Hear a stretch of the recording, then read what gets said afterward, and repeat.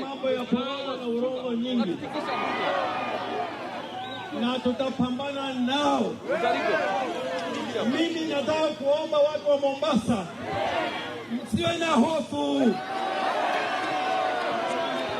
tutashinda.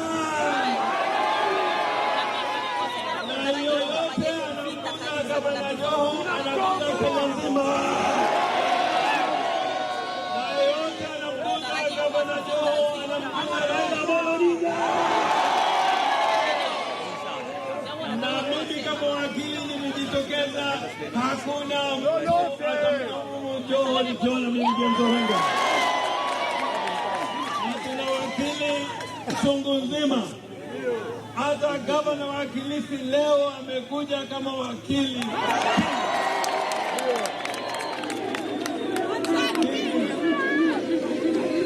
Naye Kingi pia, ukimguza Kingi pia utapata matatizo ambayo hujaona. Watu wa Mombasa mjue ya kwamba ile mkutano mlikuwa nao hapa Jumapili imepatia Jubilee wasiwasi kubwa sana. Na mjue Gavana Joho anafuatiliwa na hawa wakora, si kwa sababu yake binafsi, ni kwa sababu ya nyinyi wananchi. Wangapi wako tayari kufanya Joho? Na mimi pia niko tayari kufanya Joho. Nitarudi Nairobi leo nimwambie baba ya kwamba Mombasa imekaa gangari. Otoma. ODM. ODM. ODM. ODM. Asanteni sana. Haya, nataka niseme hivi, Mombasa oye! Nataka niseme hivi, nimkaribishe Abdulswamad atambue wajumbe walioko hapa. Tunake wabunge na lazima mmoe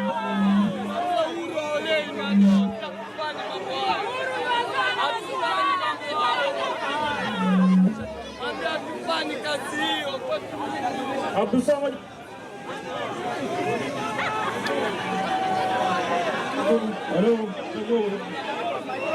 Haya, namtambua dadangu Mama Mishi Mboko yuko hapa, sio?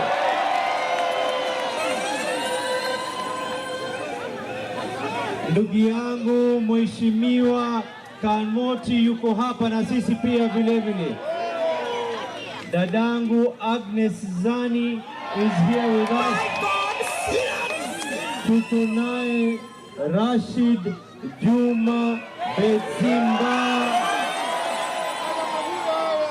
na tuko naye pia vile vile kitimba mimba cha ODM ndugu yetu Badi, na mwishowe tuko naye Mheshimiwa Omar Mwinyi Shimba, hawezani na msukuma yule kule nyuma. Haya, nitamwacha gavana aendelee aweze kuwataja na wale wengine, lakini mimi nataka kuambia kitu kimoja, tuelewani. Haya, hata yeye pia yawasikia. Haya, Mombasa hoye! Tutamwacha Kingi amalize kusema, na najua atasema kwanza kama wakili spika na kuona kwa Kwale County. Atasema kama wakili na atasema kama gavana.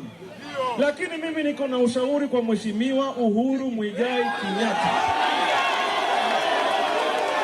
Na nataka kumwambia Uhuru, na nisikize vile namwambia, hii nguvu ambayo anatumia sasa, huu uwezo wa kiserikali ambaye anatumia sasa, kama kweli angetumia kwa niaba ya mwananchi, maisha ya wananchi angekuwa mbele leo. Hii nguvu ambayo anatumia sasa, atumie kushukisha bei ya unga nyumbani watu walikokula bei. Hii nguvu ambayo anatumia sasa, apigane na ufisadi katika serikali yake ya Jubilee. Hii nguvu anatumia sasa, atumie kuboresha maisha ya watu ya Wakenya. Mimi my friend nakwambia, tumia nguvu leo, tumia nguvu kesho, tumia nguvu kesho kutwa, tumia nguvu Mtondogoo. Msimamo wa Hassan Ali Joho haubadiliki kamwe.